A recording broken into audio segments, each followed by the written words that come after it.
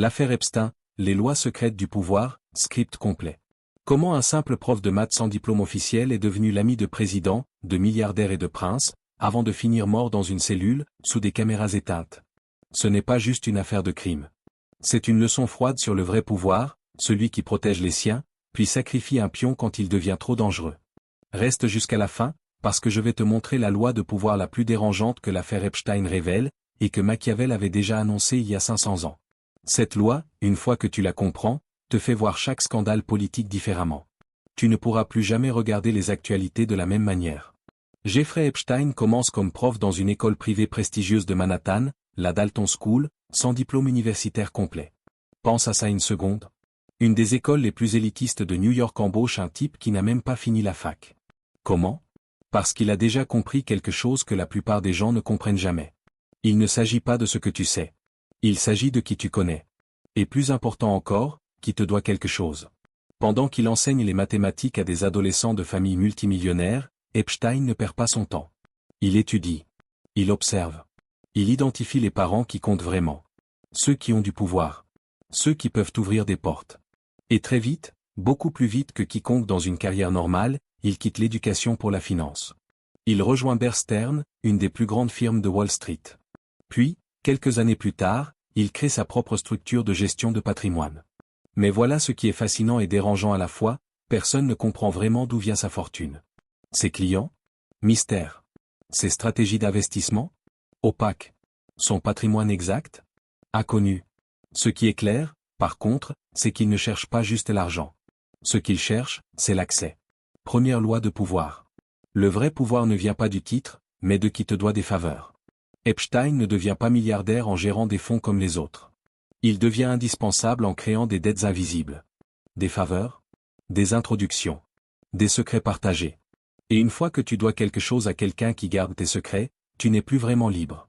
Pose-toi une question. Comment un homme dont on ne comprend même pas clairement l'origine de la fortune se retrouve soudain entouré de présidents, de scientifiques stars, de princes britanniques, de directeurs de grandes institutions académiques? Comment un gestionnaire de fortune relativement inconnu devient soudainement l'ami personnel de Bill Clinton, du prince Andrew, de Donald Trump, de ministres, de prix Nobel? Ce n'est pas un accident. Ce n'est pas de la chance. C'est une stratégie. Une stratégie que Machiavel aurait reconnue instantanément. Là où d'autres collectionnent des voitures de luxe ou des œuvres d'art, Epstein collectionne des personnes. Des politiciens. Des grands patrons. Des professeurs d'université de renom. Des célébrités. Des scientifiques. Sa richesse lui sert de carte de visite, oui, mais sa vraie spécialité, son vrai talent, c'est le réseau. Il ne se contente pas de connaître des gens puissants. Il crée des environnements où ces gens puissants se rencontrent loin du regard public. Dîner privé dans son manoir de Manhattan, une des plus grandes résidences privées de New York. Week-end sur son île privée dans les Caraïbes, Little St. James, surnommée plus tard l'île de la pédophilie par les médias. Voyage dans son jet privé, le Lolita Express, selon les surnoms qui circuleront plus tard. Don massif à des institutions prestigieuses, Harvard, MIT, laboratoires scientifiques, centres de recherche. Il construit littéralement un monde parallèle, un univers où les règles normales ne s'appliquent pas, où les puissants peuvent se croiser sans témoins, sans journalistes, sans accountability. Deuxième loi de pouvoir. Celui qui contrôle le lieu contrôle le récit. Si tout se passe sur ton terrain, dans ton manoir, sur ton île, dans ton jet, c'est toi qui décides de ce qui existe officiellement et de ce qui n'est jamais arrivé. Pas de caméra de surveillance accessible au public. Pas de personnel qui parle. Pas de registre public. Tout est privé. Tout est contrôlé. Et dans cet environnement contrôlé, les gens puissants se sentent en sécurité. Ils baissent leur garde. Ils parlent librement. Ils font des choses qu'ils ne feraient jamais devant des caméras. Et chaque fois qu'ils font ça, Epstein accumule quelque chose de plus précieux que l'argent. Il accumule du leverage. De l'influence. Du pouvoir sur eux. Mais ce réseau a un prix. Parce que plus tu rassembles de puissants au même endroit, plus tu les exposes, plus tu détiens quelque chose qu'ils craignent tous. Le secret. Et celui qui détient les secrets détient le vrai pouvoir. Mais il détient aussi le vrai danger.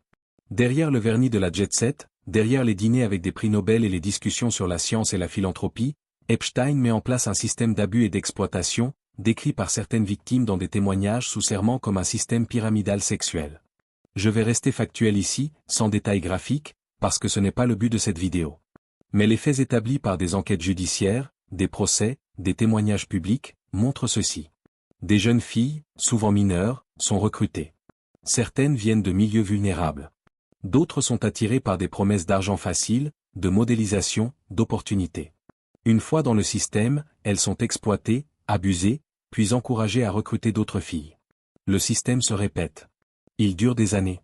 Des décennies. Et pendant tout ce temps, malgré des rumeurs, malgré des plaintes, malgré des signalements, rien ne se passe vraiment. Pourquoi? Parce que ce n'est pas juste un homme. C'est un réseau. Troisième loi de pouvoir. Le prédateur puissant ne se croit pas intouchable par hasard. Il se croit intouchable parce qu'il sait qu'il n'est pas seul. Quand un système d'abus dure des années, traverse des États, implique des dizaines de personnes qui voient, qui savent, qui participent ou qui ferment les yeux, ce n'est jamais l'histoire d'un seul homme. C'est l'histoire d'un système qui fonctionne parce que personne n'a intérêt à le casser. Les victimes parlent. Certaines portent plainte. Des enquêtes commencent. Et pourtant, pendant des années, Epstein continue sa vie normalement. Pourquoi? Parce qu'il a construit quelque chose de plus solide qu'un empire financier. Il a construit un réseau de protection. Des avocats puissants. Des connexions politiques. Des gens qui lui doivent des faveurs. Et quand la justice bouge enfin, ce n'est pas le système qui est jugé. C'est un seul homme. Mais même là, même quand il est arrêté, même quand les preuves s'accumulent, quelque chose d'incroyable se produit. Malgré les accusations lourdes, malgré les témoignages de victimes, malgré les preuves matérielles, Epstein obtient en 2008 un accord de non-poursuite étonnamment favorable. Une peine réduite. 13 mois seulement, dont une grande partie passée en dehors de prison grâce à un programme de sortie pour travailler. Des conditions allégées. Et surtout, un détail juridique absolument crucial, protection pour d'éventuels co-conspirateurs non nommés. Lis ça encore une fois. Protection pour des co-conspirateurs. Des gens qui ont participé au crime, mais dont les noms ne sont jamais révélés, et qui ne seront jamais poursuivis grâce à cet accord. Pour un délinquant sexuel condamné, il garde un niveau de confort et de liberté qui choque encore aujourd'hui des juristes, des procureurs, des victimes. On parle d'un homme qui peut sortir pour aller travailler 12 heures par jour, 6 jours par semaine, comme si le système hésitait vraiment à le punir. Comment est-ce possible? Parce que l'accord a été négocié par Alexander Acosta, alors procureur fédéral de Floride, qui deviendra plus tard secrétaire au travail sous l'administration Trump. Des années plus tard, quand on lui demandera pourquoi il a accepté un accord aussi favorable, Acosta dira, selon des sources rapportées par plusieurs médias, qu'on lui avait dit de laisser tomber, qu'Epstein appartenait au renseignement. Vrai ou faux, impossible à vérifier complètement. Mais le fait qu'une telle déclaration soit même plausible en dit long. Machiavel l'avait écrit il y a 500 ans dans Le Prince. Les lois sont fortes contre les faibles et faibles contre les forts. Ce que l'on voit ici, ce n'est pas une exception judiciaire. C'est un réflexe systémique. Quand quelqu'un est trop connecté, quand la vérité risque de remonter trop haut, le système fait ce qu'il fait toujours. Il limite les dégâts. Quatrième loi de pouvoir. Le système protège le système. Quand la vérité menace de remonter trop haut, quand elle risque d'exposer non pas un homme mais un réseau entier, la priorité n'est pas la justice. La priorité est de contenir. De circonscrire. De s'assurer que le feu ne se propage pas. Epstein sort de prison en 2009. Il reprend sa vie. Ses voyages. Ses connexions. Comme si rien ne s'était passé. Mais même les systèmes les mieux protégés finissent par fissurer. Et quand le scandale devient trop grand, quand les victimes refusent de se taire, quand les journalistes continuent de creuser, quand l'opinion publique bout, quelqu'un doit tomber. Avec les années, les enquêtes reprennent. Le Miami Herald publie en 2018 une série d'articles explosifs, Perversion of Justice, qui relance tout. La pression médiatique monte. Les victimes parlent à visage découvert devant des caméras, devant des tribunaux, devant le monde entier. Leurs témoignages sont déchirants, précis, accablants. Epstein est de nouveau arrêté en juillet 2019. Cette fois, il n'y a pas d'accord secret. Cette fois, le scandale est mondial. Les noms commencent à circuler. Prince Andrew. Bill Clinton. Donald Trump. Des scientifiques célèbres. Des personnalités de tous bords. L'affaire explose. Les médias du monde entier couvrent chaque développement. Et puis, le 10 août 2019, quelques semaines seulement après son arrestation, Jeffrey Epstein est retrouvé mort dans sa cellule de la prison fédérale de Manhattan, le Metropolitan Correctional Center. Officiellement, c'est un suicide par pendaison. Officiellement, un homme en détention sous surveillance spéciale, après une tentative de suicide présumée quelques semaines plus tôt, a réussi à se pendre sans que personne ne voie rien. Mais voici ce qui alimente les questions. Les caméras de surveillance devant sa cellule étaient en panne. Les 2 gardiens censés le surveiller se sont endormis et ont falsifié les registres. Son compagnon de cellule avait été transféré quelques heures plus tôt, le laissant seul. L'autopsie révèle des fractures dans le cou plus compatibles avec un homicide qu'avec une pendaison, selon certains experts. Le médecin légiste officiel conclut au suicide, mais le médecin privé engagé par la famille d'Epstein conteste ses conclusions. Je vais être clair ici. On ne va pas prétendre détenir la vérité ultime. On ne va pas dire avec certitude ce qui s'est passé dans cette cellule. Personne ne le peut, à part ceux qui y étaient. Mais on peut examiner ce que nous montre l'histoire du pouvoir. On peut regarder les patterns. Et le pattern, c'est celui-ci.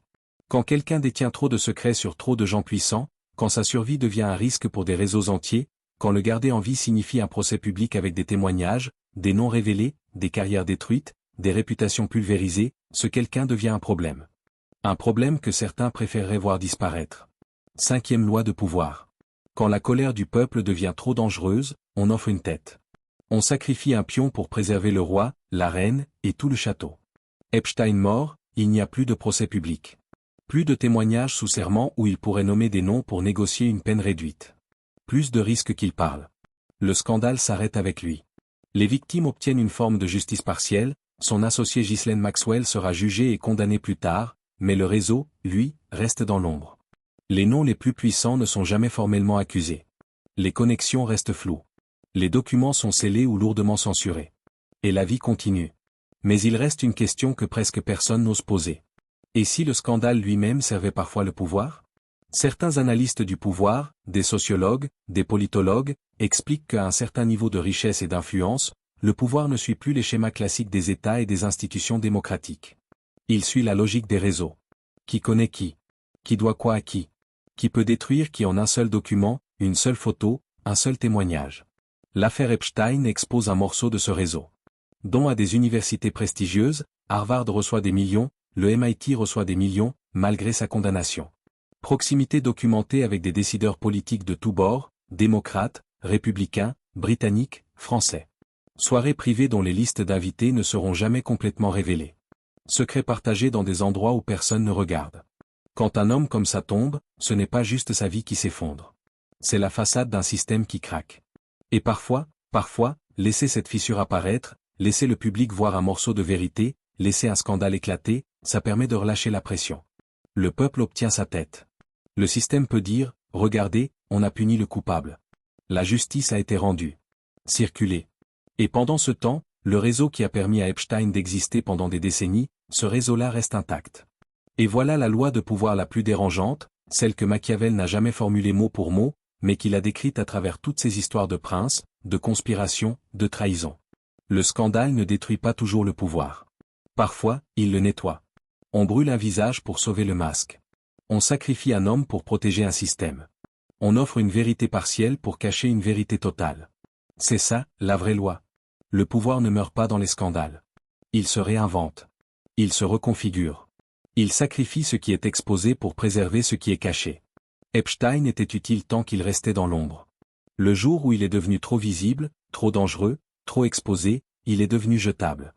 Et que son mort soit un suicide ou autre chose, le résultat est le même. Le pion est tombé. Le roi est sauf. L'échiquier continue.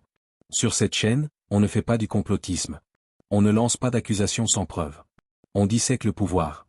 On regarde froidement comment il agit, qui il protège, qui il sacrifie, comment il survit aux crises, comment il transforme même ses échecs en outils de préservation. Si tu veux d'autres épisodes où on démonte les stratégies réelles des puissants, politiques, milliardaires, empires entiers, cartels, dynasties, abonne-toi maintenant. Active la cloche. Parce que ce que tu viens de voir, l'affaire Epstein, n'est qu'un chapitre. Un seul cas d'étude. Il y en a des dizaines d'autres. Des systèmes de pouvoir qui fonctionnent exactement sur les mêmes lois. Les mêmes réflexes. Les mêmes sacrifices. Et plus tu comprends ces lois, plus tu vois le monde tel qu'il est vraiment. Pas tel qu'on te dit qu'il est. Commente en dessous quelle affaire tu veux qu'on dissèque ensuite. Le scandale du Watergate? L'affaire du Irangate? Les Panama Papers? Les coulisses de la chute de Nixon? Dis-moi. Et on plonge ensemble dans les rouages du vrai pouvoir.